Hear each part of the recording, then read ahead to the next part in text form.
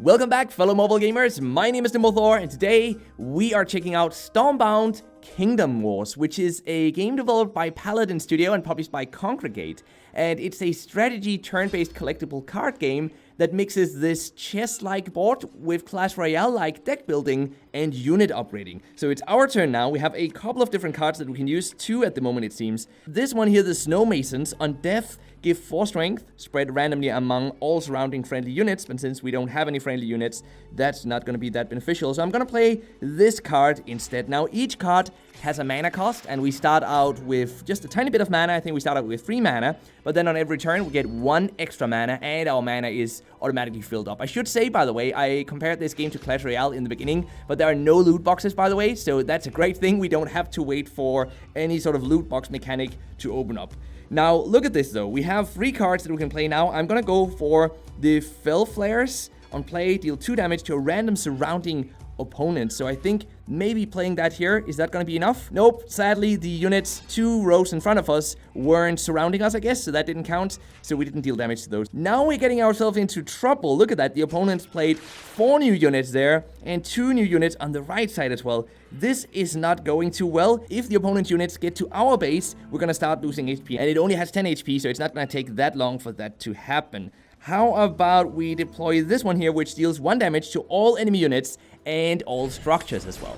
Now, each card has both a mana cost, but then it also has a number indicating the amount of units deployed when playing the card and how far those cards can walk each turn. So, for example, have a look at this one here. This one is going to deploy 8 units on the map, and they're going to walk forward 1 step on every turn. As we push forward on the map, by the way, we can deploy new units closer to the enemy base.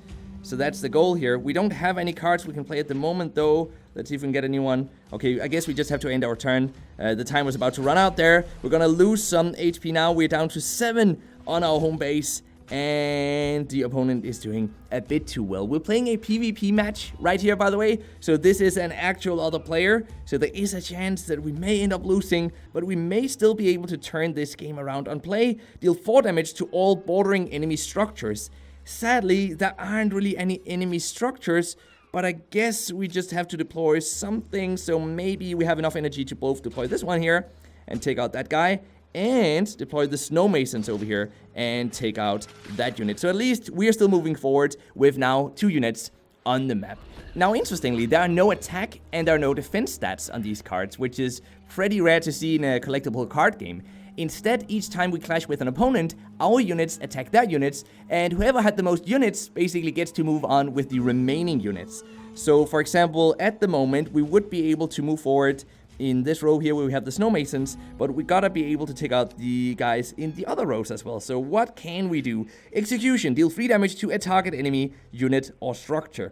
On play, spawn 2 extra units with 2 strength on random bordering tiles. See, that's interesting. So let's deploy that one up here, and it's supposed to spawn 2 more units. Look at that. That is not bad. And we can also deploy a building up here in the very front, so we can block off the guy on the very, very left side. Now things are starting to happen. Look at this. On the next turn, we're going to move forward, and I think we're going to be able to start dealing some damage to the opposing team. Look at this. Oh, wait, they're spawning 8 more. All right, we got to find a way to take out those guys. 8 units, that's gonna be tricky, actually. Let's see, these ones here are gonna spawn, well, this one is gonna spawn 5 units. That's gonna leave us with 4 energy. So let's do that and take out the first 5 of their units. Now we're left with 3, which we can, I guess, take out with the execution card. And there we go. On the next turn, we're gonna at the very least deal 2 damage, unless they play some sort of magic spell cards that, oh no, they did do something actually. So that removed 1 of our units, and now they're gonna attack us as well. Oh man, I thought we really had him here, but he's playing he's playing hard to get. This is not as easy as I was hoping for. We're up to 10 mana now though on every turn. On play, deal 4 damage. See, that one we've had for a while. When attacking, deal 2 damage to all surrounding enemies. How about we actually deploy that one here? I think that's gonna then deal 2 damage to that unit and move forward still with 3 units on that grid. So we can deploy 1 more card, it seems. Do we want to go for, you know what? I want to go for this one, because that one is going to move 2 steps forward and deal the first damage to the enemy base. Look at this. It has 8 HP left. We have 7 HP left. We're starting to turn this match around, guys. This is actually much better than I anticipated. I think part of what really got me hooked on this game is just how easy it is to understand what each card does without sacrificing a certain level of depth as well, because some of the cards enable us to create some really neat combos, and those are the kind of scenarios that I really like in these types of games. But now look at this. We're gonna have to deploy cards all the way back at our base again, sadly. So maybe we should deploy something that can just move forward relatively quickly. On play, deal 2 damage to a random surrounding enemy. We don't have any surrounding enemies, but we can deploy these 8 guys over here though, and we can follow that up with, let's see, we can follow that up with maybe, yeah, let's just deploy these guys here. And then let's end our turn. We're doing a great push here on the right side of the map. What does that one do? Give 5 strength.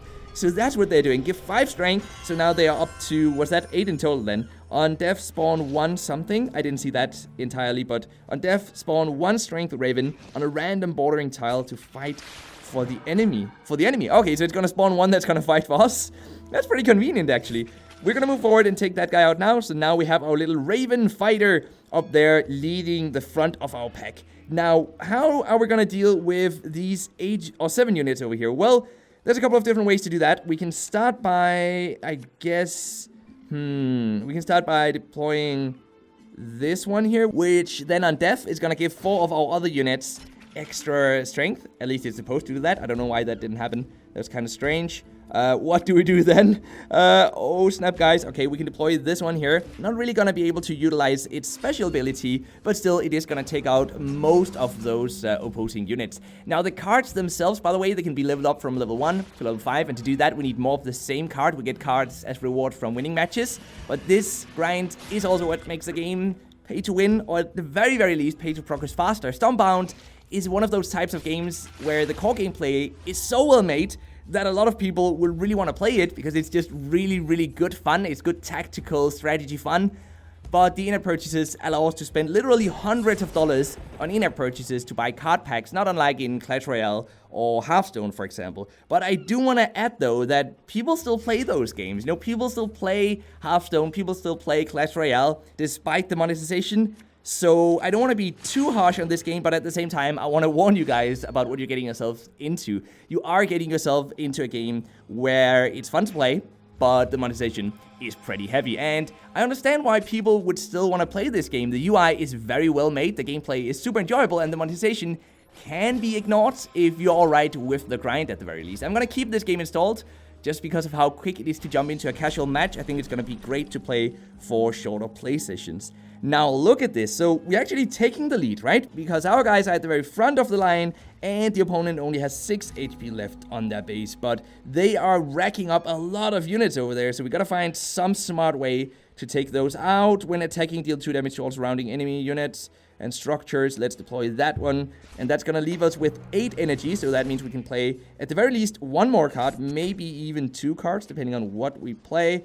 I want to play, so listen, I want to play these guys up here. They're going to be able to deal with the remaining units on that tile. And I'm actually going to deploy this building over here.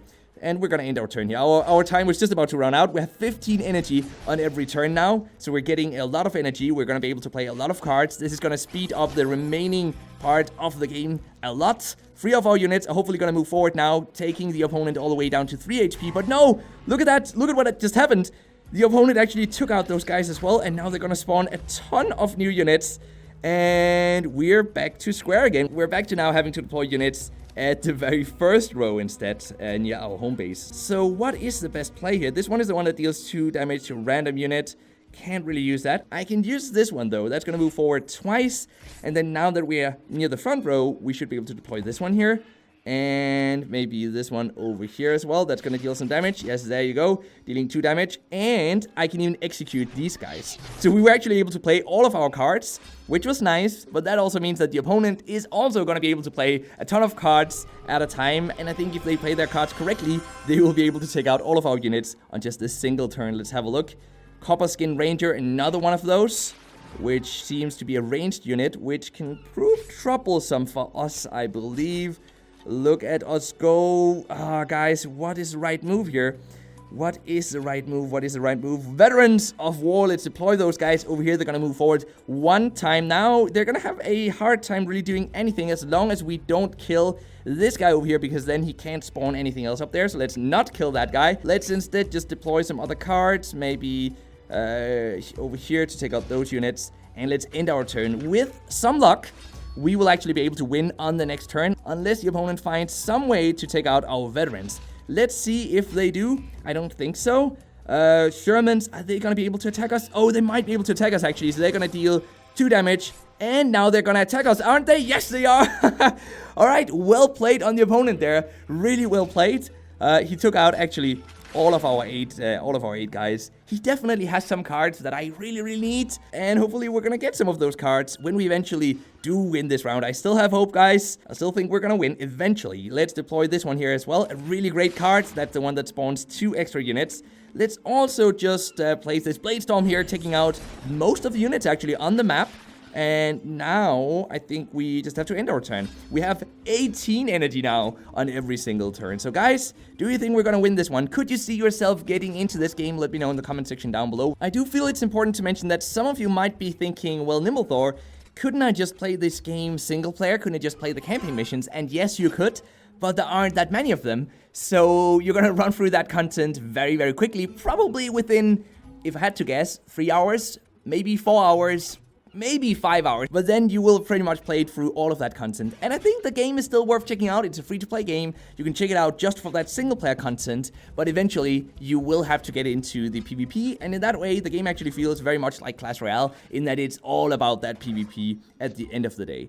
So with that said, let's now get into the mobile gaming news of the day, which is that mobile gaming is now officially mainstream in the US. That's according to a new publication by Tapjoy, at least. According to their report, 60% of those who play mobile games now consider themselves gamers, a number that has nearly doubled since 2016, where only 33% said that they considered themselves gamers.